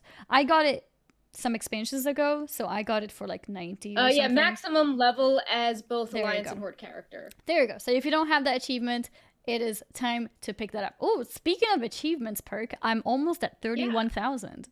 Oh, awesome. That's exciting. Yeah, it is. Most of the achievements that are left are big grinds, though, like the PvP pet battles. I'm only halfway. I need 5,000, but I'm getting there. I want to get 31,000 and see where we rank in the world after that. Last time I checked, I was like top 86 or something. And if I get those others, I can't wait to see how high we can get. I remember being top 100, but that was back in Wrath. So I'm taking over now for Perk. You know? I'm taking over. Perk is taking care of Wowhead, and I'm taking care of the achievement points. Yep. Could I get double agent legion level 100? Yes. If you got a Alliance and Horde character at 110 during Legion, then yes, you would have the achievement from back then. You don't have to do it again. So it's only a bonus achievement for people who never had max level characters on both factions. Yep. But yeah, I think it's great. What are you doing? Horde horse.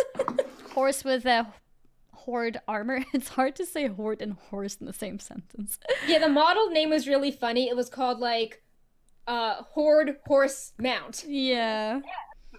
It's like hard to say it. Almost stumble on it. There we go. If you want the flavor text forward, it's the Bloodflank Charger is the horse, and it's stolen from the Arathi Basin stables. Ooh. And then the Ironclad Frostclaw is captured in the snows of Alterac Valley, which I also like the, reflection of the iconic battlegrounds from Classic. Mm-hmm. How it's not just like, oh, it's a horse. It's like, oh, it's the horse from this specific battleground. Yep.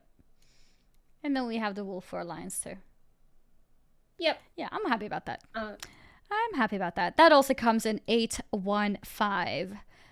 Yeah, also to clarify, you get this when you do the 8.1 campaign, so you don't need to do the new campaign that has all the weird, like, Bane and Sylvanas stuff. You get this by doing the Tides of Vengeance, which a lot of people are doing anyway, because you need that for Kultiris and Zandalar. No Brightpaw.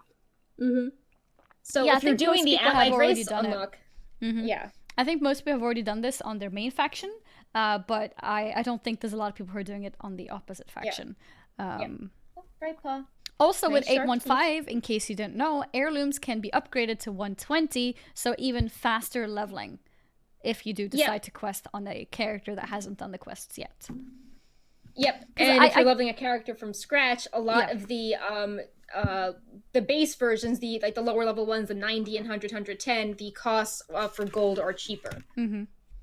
So that can push you in the right direction. The achievement for having 2 max level characters on each faction is called Double Agent. Mm-hmm. Yep. I just saw a question in the chat about it. By the way, you guys may have noticed Sass is not around, so we don't have anyone collecting questions. So that's why I've been reading the chat a lot more. Fine. And also that also means we don't have a giveaway this week, but hopefully he'll be back next week, so then we can have a giveaway for you guys. Yeah, it's just a weird day for us. Yeah. Well, I mean, besides the layoffs, it's a weird time because it's a Wednesday, not a Thursday. Yeah. The next update from the PTR is some time walking items. We have we have a list now on Wowhead with a proper overview of everything that's being sold, including the mounts that we talked about before. And there are 2 toys that we wanted to highlight and show you guys, since you guys have already seen the mounts. Yeah. So let's get those up here. So we have the Apexis Focusing Shard, which apparently wasn't working properly on PTR. Yeah. But there's some kind of light effect that it's supposed to give with a 10-minute cooldown, and it lasts for 1 minute. Might be a personal thing that only you can see. Maybe other people can see it too. We're not sure yet, but we'll see. Some kind of cool light effect regardless. The second one is a banner that adds a Burning Blade banner to your character's back. And I actually have a picture of this. Yeah, Anshlin or Neri, I forget which one, they had a lot of time walking badges saved up, so they just bought this on the PTR to test, and it looks super cool. There we go. I see a question in the chat. Can you race change into an allied race if you have unlocked it? Yes, you can. You don't have to level it from scratch. However... But you... Yeah, go ahead, sorry. It's okay. However, if you do not level it from scratch, you do not get the heritage armor. That's the only difference. And also keep in mind that if you boost a character and it's an allied race, you do not get the heritage armor that way either. To get the heritage armor, you have to level from the beginning. And also things like the starting hunter pets, you can't do that with the boosted. You can't change to the race and get it. You have to make the character at level 20 the old-fashioned way. Oh, I did not know that. Interesting. So you only get access to those pets if you level from the beginning. Yeah, I believe you can't get it via race change, because everyone would just be like, oh, I'm gonna race change to every race, then I'll have like a dinosaur and like a special spirit beast that's not a spirit beast, and like all these unique pets. But I thought maybe if you race change to like the Zandalari, for example, then you'd get the pet for that, and then if you race change to something else, you'd lose it and get the pet for that one. Yeah, I'm not sure if it works that way. I think just there was like a big discussion about this in the Wowhead comments last week, but I think people were just like, oh, to be safe, like you need to be that specific race. Cool. Well, even more reason to level it then. I'm actually leveling my Lightforged Draenei at the moment. She's level 70, and I also recently unlocked my Dark Iron Dwarf. So I'm making some progress, but it's pretty slow. It takes time to level characters, and these all give achievements as well. Unlocking an allied race gives you 10 points, and getting an allied race from level 20 to max level, no, not max level, to 110 is also another 10 points. So if I want to get my 31,000 achievement points, I need to level all of them. So one at a time. There you go. One at a time. Yeah, we have one more little fun thing with in the new PTR. The play your choice. Yeah. If you're doing the questline to unlock Kultiris, the allied race, it seems you get to name a boat. Yeah. And I know the Horde has these like very angsty options. But for the Alliance, you get to name a boat at the end of the quest line. I wouldn't get super attached to it because we've seen what happens, with the Zandalari fleet. And with Crucible of Storms, I wonder if something bad will happen to this boat. Yeah, like make you attached to it to then lose it. Oh no. But yeah, you get to name the boat Anduin Wrath, Dawn Sailor, Lionheart, or Tiffin's Melody, which is named after Anduin's mom. So like I'm going with Tiffin's Melody. Okay. Yeah, Anduin's Wrath just sounds silly. It's like Anduin's Wrath, and it's like he's like what wrath? Yeah, it's like it's like Luna. It's like yeah. Yeah. It's like saying Luna's Wrath for my boat. In case people don't know Luna is my sweet little cat. She is the most gentle cat in the whole world. Doesn't ruin anything, doesn't climb on shelves, doesn't do anything bad. And it's like calling a boat Luna's Wrath. That's funny. Yeah. That's a funny comparison. So just something we wanted to highlight. I know some of the it's just a little fun. Employees were highlighting that. They're like, guess what, Alliance? You have Placer Choice. Lol, it's a boat. Mm-hmm. And Brightpaw's Wrath, that would make sense. Yes. Yes. Brightpaw's he's a real roar. tiger. Yeah. Mm-hmm. Yes, he's a little tiger. He's not on the desk, but he's just sort of staring at me by the door. Aww. Like he's I wish so we lived funny. closer to each other. I would love to see Luna and Brightpaw interact. It's just impossible to travel overseas. That would be amazing. That would be amazing. Yeah. So, that would be great. That would be really cool. Moving on to the next topic, which touches the idea of leveling characters again. Love is in the Air is active, in case you didn't know. Love is in the Air is a world event in World of Warcraft, and one of the most popular reasons to attend this event is for the Love Rocket.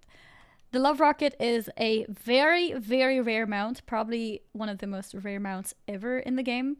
Not just because of its drop rate, which by the way is like 1 out of 3,000 or so, but also because it's only available 14 days in the entire year. So if you want to grind it, you're limited. Yeah, 1 in 3,333 chance.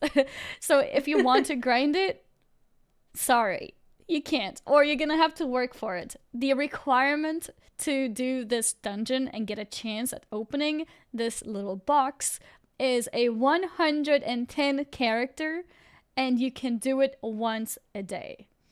So, Annie has many demon hunters that she has leveled for this. Yeah, so let's see. I need level 110 characters. What is the fastest way to get there? Well, demon hunters start at 98. I think that's probably my safest bet.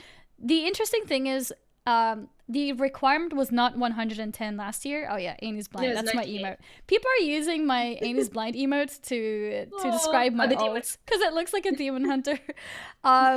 So the requirement before was 98. So all I had to do was go through the opening quest for demon hunters, and I used to think that's so annoying. So I only did like 20 or 30. because I was like, I can't do more than this. Like I'm going crazy repeating the same starter quests over and over. I can't do anymore. And now, just less than a week ago, I saw the Wowhead post of, hey, by the way, you need level 110. And I'm just like, oh my god. All of my demon hunters they were spread out, level 102, 106. There were some of them who gained a few levels from doing the runs last year. So that's why they were a little bit above the 100. And I had to go through invasions. I was setting my alarm clock to wake up in time for the Legion invasions, go through with all of my characters to those invasions, and I made it. So now I actually have confirmed 46 characters at level 110. Wow. Obviously not all of them are demon hunters, but I believe it's at least 30 demon hunters. And yeah, I almost feel like, oh, let's level another demon hunter quick. You know, it's only like an hour or so to do the starting quest. But no, I don't want to do more Legion invasions. I'm actually really sad that they changed the level requirement. I would have made more demon hunters if I could have, but well, they wanted, because it's BFA content, so they want you to be the minimum level for BFA. Yeah, but they didn't do that for Brewfest though. I mean, I think that was an oversight, because they said that for the other holidays in BFA, it will be the same system. Did they said that back then? No, like 2 days ago. Oh, yeah, exactly. Like 2 days. Like, come on, I need more time. I need more time to level. I got Bright Paw's Wrath here. No Bright Paw. But yeah, if you're interested in getting more characters, apart from watching Luna and maybe getting some cat inspiration. Did I say Luna? I meant Bright Paw. Oh my god, I think I said Luna. Watching Bright Paw. Yes, you said Luna. He's like, I am not Luna. Like, how dare you get us? How dare you, human? My tips for leveling is there's a limitation of how many demon hunters you can make. First of all, you can only create 2 per day or per 24 hours. Secondly, you can only have 1 per server. So this is another thing that I have been obviously keeping in mind since years ago. So whenever I want to create a new character, I always make it on a new server. So for example, my Lightforged Draenei, which is now level 70, which I speed level to 70 by the way, so that I can create a demon hunter, is on a completely brand new server. So when you're leveling your allied races, you can create them on a completely new server, level it to 70, and then you can create a demon hunter. Then another way of doing it is leveling a Death Knight on a server, so that way you start at 58 or something, you level that to 70, and that unlocks the possibility of leveling a demon hunter on that server as well. So that's how I have so many demon hunters. I also have multiple accounts active. Obviously you don't have to do that, but it's just something that you can think about. Oh, it's 55 DK. All right, 55 is DK. But yeah, if you want to maximize the amount of chances you have for your Love Rocket farm, create characters on new servers where you don't have anything, level them to 70, create a demon hunter, and then do the starter quest, which should take less than an hour, and then level your demon hunters through invasions. Invasions give like 1 to 2 levels per invasion. They're very, very good. You can see when the invasions are up on Wowhead's Legion quest tracking page, to, you know, maximize your schedule around that. Good so if you go if you go to the front page where it tracks everything, and there's the like track world quest button, the Legion version of that will take you to the Legion site. Yeah, that's actually perfect and really useful, because sometimes you want to plan your schedule accordingly to make sure that you can level your demon hunters in time. Yeah. Apart from that, I don't really have that many tips. If you already have like a level 69 somewhere or 68, go for it. You know, just quickly take it to 70, create a demon hunter. If you have some ults in other servers which are less than 110 but quite close, like 100 plus, take them through some invasions, get them to 110, and then you can have a chance at getting the Love Rocket. Yeah. So another thing that's with Love is in the Air is there is a new Hearthstone toy, Petal Feet's Lovely Hearthstone. It costs 150 tokens, and you can earn a certain number of tokens every day doing dailies, but if you want to speed it up, you can do this thing where you farm lovely charms, turn the lovely charms into a bracelet, and then convert the bracelet into a love token. And because this is the first year, the maximum cap is 120 instead of 110. There are different places to farm the charms. If you're still at level 110, you can get them in I just ran off of something. You can get them in the Everbloom dungeon from Warlords, but if you're leveled 120, you might want to farm Eye of Ashara Normal, the first part of Karazhan Heroic, the Bloodgate in Zuldazar, Warden Tower Assault Quest, or the Lost Temple on the Broken Shore during the Simply Stunning World Quest. I should keep that in mind. I remember somebody asked me on my stream, like, hey, like, where can I farm Lovely Charms? And I was like, I actually don't know. Well, what is the best place right now? So that's good to know. That's good to know. So, and the Hearthstone looks pretty cool. There's like, there's like birds and wings and stuff like that flying around. I actually haven't seen it. But yeah, I think we have a video up later today. It looks really cool. There's parts around it. So, yeah. Also, this is funny. The Crown Company has necklaces, right? And with the stats quiz, they're down to 365 for max level players, but it's like we have our Azurite next, so maybe they could have swapped this to be like a trinket or something. It just feels very like again, not really understanding like community nuances. I didn't even think about that. Yeah. Oh wow. Yeah. So that's kind who's of going to switch awkward. their neck to that? Yeah. Oh no. Such oversight. Yeah. So, I wanted to I think that's about it for Love is in the Air. Well, that wraps up PTR in general, I believe, right? Yeah, the PTR build wasn't super big this past week, besides the Crucible loot and the dance animations. But something we wanted to end on is maybe a high note or a more positive note, or just food for thought when it comes to Blizzard evaluating their community, is the World First race, is over with Method. It's been over for over a week, but we are still reviewing the popularity of it. And it was interesting comparing it to Uldir, because, Uldir came when more people liked BFA, or the flaws of Azurite weren't as apparent, or there was still enough to do to keep you distracted from it. And, Battle of Bizarre Lore, a lot more people had quit WoW, and we were curious to see how the numbers would stack up. And it was really interesting and positive. Method's main channel had a lot more engagement and hours watched. Sko's channel had less hours watched, which makes sense because they wanted people to watch the main channel. But when you add up Method and Sko versus Uldir and BFA, BOD, Dazarlor had more hours watched on those two channels. That is really interesting. So it's like more people are watching even if they're not playing. To me, that shows that this is a type of event that can continue to draw people in, regardless if they are actively subbed, and be another, kind of hook keeping people tied to the game. In the article, we were discussing things like, the production quality made people want to tune in more. A lot of neat things they did, like on their breaks, they had the raiders come over and discuss what was in their minds. They had like a lot of analysts that were actual hardcore raiders too, talking about the fights. It wasn't, just like a hype machine. You had actual like explanations of the strats, a lot of visuals. So they really did a good job making the stream be a polished, event that was, up there with, organizations, not just, it's really awesome to think how they've grown from just being like, a guild, and now they're doing these big productions. Sko tweeted that 6 million unique devices tuned into the race, which is an increase over Uldir.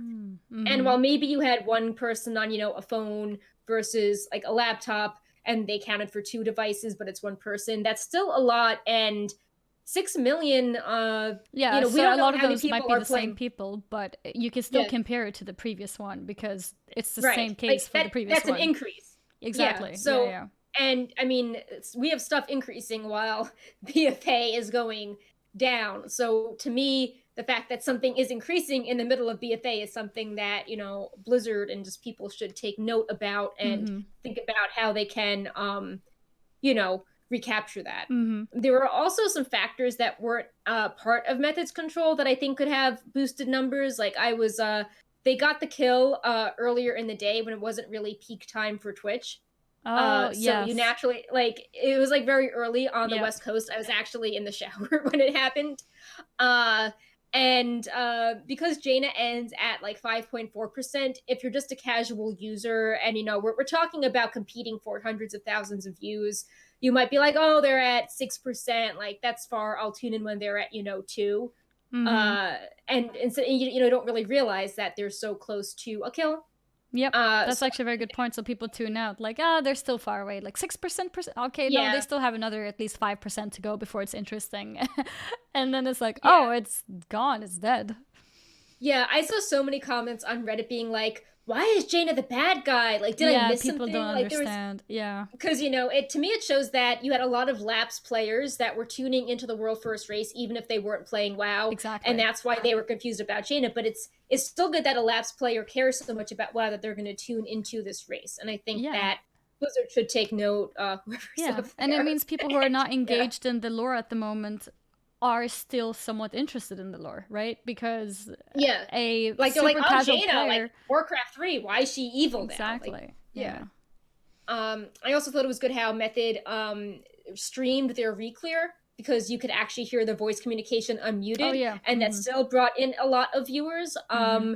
Because like it actually was like, oh yeah, they can mess up too. How did they deal with failure? Mm-hmm. And then they had this really marathon uh, interview on Red Bull where they went over every boss, and it was super polished. They had like graphics and stats in the background. It felt like a real like, oh, you won the Super Bowl. Like, let's have a post game recap where you talk about your favorite play of the game. Mm-hmm. And I think that also helped deepen the connection between the fans. It wasn't just like, oh, these people did a cool event. It's like, oh, we're gonna cheer for this person and he's gonna talk about how happy he is. Like, it forms that connection, which then can lead to more viewers the next time they do the race. Ooh, your camera just Um, froze. No, you're back. You're back. oh, okay. Um, and I wonder if that Blizzard ever normalized the raid start time, if that would also help Twitch viewers, because if things were normalized for NA, there's more streaming during peak hours. Like Method started to stream at like 2 a.m. my time, Yeah, yeah. I mean, but and even for ever EU, it's yeah very early. It's like 9 a.m. Like people are in school, people yeah are at work. I think they yeah started reaching like good numbers after like 2, 3 p.m. for us. right yeah.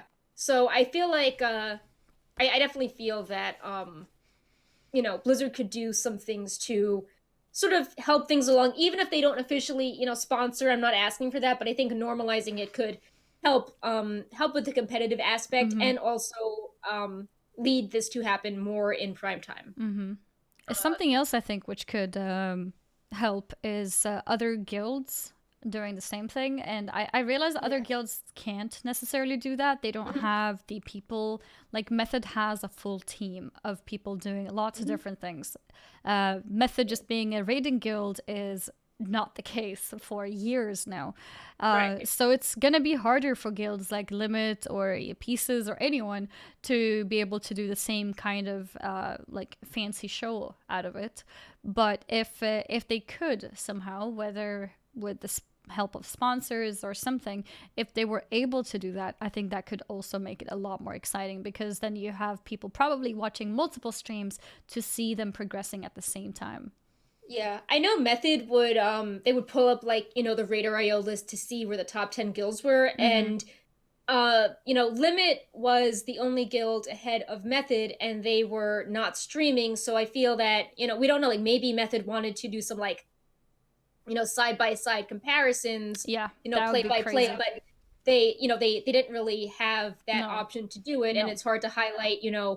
I think the like Wildcard and Exorcist were like they were at like 40% when Method was at 15%, so it's Yeah, hard to like the hype wasn't there if you did a split no. screen on that type of thing. But Mm-hmm.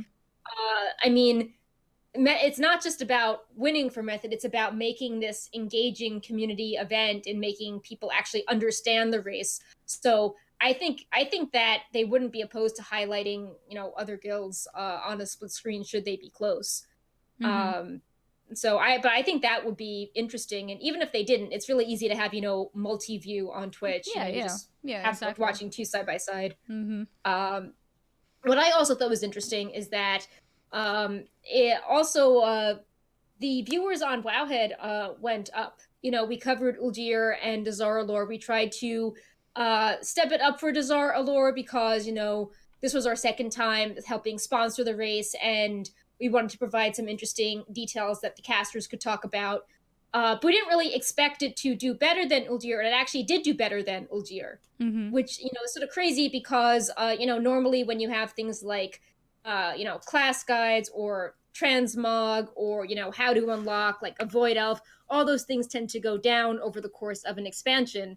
But the Desaralor raid guides saw pretty similar traffic to Uldir, and for our news coverage, it was actually more clicks and more longer time on page, significantly longer than our Uldir coverage. So that was pretty rare because, obviously we're not pulling in BFA launch numbers because, it's January, everyone hates BFA, but to see something positive actually increase is a big deal. And things that did well were the world first kill, the nerd screams, their world second kill, and even the mid progression hotfixes.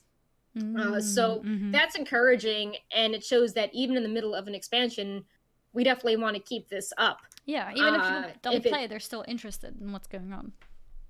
Yeah, so I would almost say that, I'm sure Blizzard has much bigger problems going on, but I think it would be cool if maybe when the World First Race ended, Blizzard would sort of, introduce like some casual content to get people into the raid, or maybe this would encourage them to do something that would have, less farming involved. Because imagine all these Laps players and they're watching Method stop the raid to go, do an all cloth run of Desaralor Heroic. Like that's got to be a weird, a weird thing. Like, oh, like if I come back, do I have to do this weird cloth raid? So I don't know. I think it would be cool if maybe after Method got the world first, or whomever in the future, Blizzard would be like, oh, special like welcome back weekend for players, or like we're gonna just promote new player guides, like stuff to try to convert some of those Laps players into actual players. That's smart. See, that's something that marketing could take care of. Like basically now that all the eyes are on you already, people have just seen the world first kill, and that interest will dribble down. Obviously people are not getting as many viewers as that day. So what can we do to capture those people and make it interesting to actually play the game? Yeah. I'm also excited. I think, the classic WoW is launching in the summer, and I think that if Method were to do events that could also hype up classic WoW, in a good way, because, you have this like third-party organization doing events. If there is a whole, discussion that, some people know the fights really well versus, retail players, is it even a race? But they could even just have like a friendly race, an event where people speedrun it. Like that sort of stuff's really popular as well. So I'm really excited to see where this goes. I just I feel it's really rare and good that they've created an event that is growing during BFA, and if Blizzard can somehow take all that interest and convert it into playing users, I think that would be a really positive thing for the game to take all that goodwill and interest and turn it into community building. Right, Paw? I think he's tilting my screen down. Okay. He has a paw on the screen and he's just going like we this. See it moving, but it's not disappearing, so I think we're good. Oh, Taliesin and Evertel in the chat says, this look. We have reached peak Perculia, and I love it. It looks amazing, doesn't it? I was complimenting her thing as well before the show. Okay, now this is peak perk. Oh, even more now peak perk. Right, Pug, go play with Pepe. Ah, look at him. So cute. Okay, goodbye, Bright Paw. But yeah, I think that was wrapping up everything that we wanted to talk about. But I think we wanted to probably end it with some site updates. Yeah, we've had a lot of site updates going on. Two big ones. One is that the Thoughtbot skin is now live on Classic Wowhead, so that's super exciting. That. Yeah, it's bright white, so which we love, right? Yeah. his picture me with bad lighting. Brightpaw, stop. He loves this. He's like smushing his body against the Snotbot theme. Of course. But yeah, so no microphone, Bright. But yeah, a huge amount of thanks to our developer, Jarek, who has spent the last few months refactoring Wowhead so we could even have an alternate color, because we didn't even have that capability. And then after that, he went through, hundreds of links and colors and made everything, like all these little things that you don't think about. Like you think thought, but you're like, oh, white background, blue, easy. But it's like, well, what happens when you hover over this text, or you click on a tab, or there's a little line in a quote box, all these little things. So have to make it as authentic as possible. Yeah, so we're really excited about this. A lot of people were checking it out. There's some secret site achievements that you could check out as well. If you visit it a lot, you might get some little bonuses. And because we have the system now, we may add some additional perks for premium users, because it's cosmetic only. So we could have like an Alliance blue theme or a Horde red theme as part of this. But Thoughtbot will stay free for everyone, because we think it's important to give people that authentic classic experience. Yeah, that's a great idea. I think a lot of people will love it, especially all the old players who used to use it themselves. The nostalgia. Yeah, will be very appreciated. We're really excited to keep doing more. There's some data things we can't do and stay above board yet until the beta hits. So once that hits, we'll do have like a lot more NPC and quest and map data. More confirmed. Yeah, we're keeping work on it. We're working on translating the site into different languages right now, and cleaning up our filter system. So more to come very soon. We also updated our attunement tracker to track all the cool Tyran and Zandalari allied race requirements. So you just type your character in, and then it's like, oh, you've done this, but you didn't do this. Here's a guide that tells you how to do this. I just saw a comment in the chat as well. Apparently you get an achievement when you use the Thoughtbot theme, and Aegis was the 249th person to get it. Yep, and there's more achievements if you use it a lot. Oh. So, I think if you get one, if you use it for 100 days straight or something like that. Ooh, hidden achievements. Look at that. Yep. So we don't expect people to get it now, but, it'll be interesting to see once you can actually play the game. Yeah, probably a couple months into the game when people are using it. Yeah. So, that's about it for the notes. We didn't have a ton of notes, but we talked about Activision Blizzard for a very long time. Yep. Which is why if you missed it, I'm wearing Pepe, because the person who made Pepe was part of the layoffs, which is ridiculous because everyone loves Pepe, and even if you don't have a soul, Blizzard has made a lot of money from Pepe. So it's win-win, depending on your priorities. Poor Pepe. So we're wearing Pepe in solidarity. That also means that for now, at least, Pepes are not sold anywhere. You cannot buy them. No. I mean, maybe on eBay or something, but you can't buy them officially from Blizzard. Same with the other Murlocs and the other Pepe variations. They are not available anymore on the Blizzard store. So if you have them already, that means you have something which is unobtainable IRL. Yep. Don't have your cats attack Pepe, because you can't replace Pepe. Yeah, you can't buy a new one. Like, Perk is on her 3rd Pepe now because of Brightpaw, and it's not going to be possible to get a 4th. So, feels Pepe, man. Yep. Let's see. But yeah, that's about that is about it. We don't have a giveaway as Sass is not around, but we'll make up for that with a better giveaway next week. And we also don't have any questions at the end of the show, but I've been reading the chat as religiously as I can, answering them. Yeah. Hopefully if you had any questions, I have already answered them, and everyone is happy. I know Brightpaw is happy. Yeah, he's like, I'm headbutting your monitor again. No, Brightpaw. Now he just put the theme up, so it's like, oh, your face is white. It's okay. But yeah, thanks for everyone for putting. We did the show. We started late and we had it on a different day, so at 3 p.m. I was a little like wet screen typing other stuff, but Annie did a great job explaining the dances. And oh, thank you. Yeah, I think we'll have a guest next week. I think no eat wire. I think that we will have one of the casters from the Method race, one of the first time casters who's also one of our guide writers or Balanced Druid guide writer on the show. Great Okay. Stop. So he is Tettles. And I think he is going to be here next week. So we're happy. Thank you, Kitsuki, for organizing more guests. You're awesome. Awesome. And so we can look forward to having a guest next week. Yep.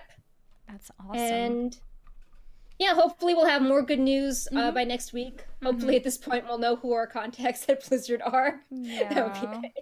Hopefully. Yeah. Not a big deal. Either way, just would be nice if things were more, stable. But sending our can we say well wishes or just good lucks to everyone who have been affected by this, and hopefully you can find something more fitting and better for you in the very near future, so you're not living in too much uncertainty for too long. Yeah, and if you worked on WoW, you had an impact on the game. You helped build and foster the community. So even though you're no longer present, you've built something you should be very proud of, and your work will not be forgotten. You've touched millions of people creating a great product, and people are so sad because you helped make it be such a good community, family driven place, and that can't be taken away from you. That's something you made yourself. Yeah, thank you for putting the passion into your work, because it shows. Yeah, we can feel it. And on that note, I also want to thank you guys for watching. Hopefully we I was gonna say taught you something, but not really taught you something, but hopefully you found out something new, or just enjoyed us talking about the things that you already know. And we will hopefully see you guys next week on the correct day, which is Thursday. Yep. Thursday. Today's show was a day earlier because of Valentine's Day coming in. We still have some Valentine's decorations, so that we can still feel a little bit Valentine's-y. I was going to wear a red shirt to feel Valentine's-y, but then I realized, wait, I have red hair. That'd be too much red. So I have red hair with a black shirt, and I just realized that you are black and red as well. So there you go. Yep. I've got a Horde shrug thing on. With a very pretty underneath black thingy as well. Yeah, so, and a Pepe pin. So yes, all Pepe here. Yes, all Pepe. Yeah. Thank you guys so much for watching and supporting. Shout out to the people watching from the Wowhead front page as well. And we'll see you guys next week. Yep. So this is the hand for the high five, right? I almost forgot. Yes. How could I almost forget? Right, Paul? Like, I don't have any space to do the high five. You're in the way. He's like, I don't care. It's like my turn to get attention, okay, human? Yeah, he's like, this is the wrong day for the show. He's like, this is my afternoon. This is 24 hours too early, Mom. I know. He's like, Mom. Right, but if you would behave, you could be on camera for all these people, and you would get so much attention. He's like, camera is not a cat word. What is camera? Yeah. But yeah, we should go into our high five. Thanks everyone for tuning in. Like, we tried to cover the Activision Blizzard stuff. We're obviously very sad, but we've tried to, read up on business stuff and not just be sensational, and maybe talk about why some of this made sense, but also just why some corporate stuff is just weird, even if it's not, surprising. If you feel bad about this, go out, help promote the people who were let go, help find opportunities for them, or signal boost, their resumes or social media tweets. And, just be kind to people. It's a rough week for the people staying. And, the people that are making these decisions are not the ones that are on Twitter. They're flying around in jets with, $15 million salaries. No, it's true. So, it's true. Just because someone is still at Blizzard doesn't mean that they're the bad guy. So, yeah. Be human. Yeah. Be humane. Be nice. All right. Time for high five. You do the countdown. All right. 1, 2, 3. Or count up. We did it. Oh, Bright Paw's attention I has been caught now. Yes. Oh, I have a cat. Perfect. Perfect. All right. Bye, everyone. You can wave to Bright Paw too, or not. I can't. He's always sitting on my arm, mauling it, so I only have one hand. We'll see you guys next week for hopefully some even more news. Hopefully some better news. Yep. And a guest. And a guest, yes. Exciting show. Bye-bye, guys. Bye.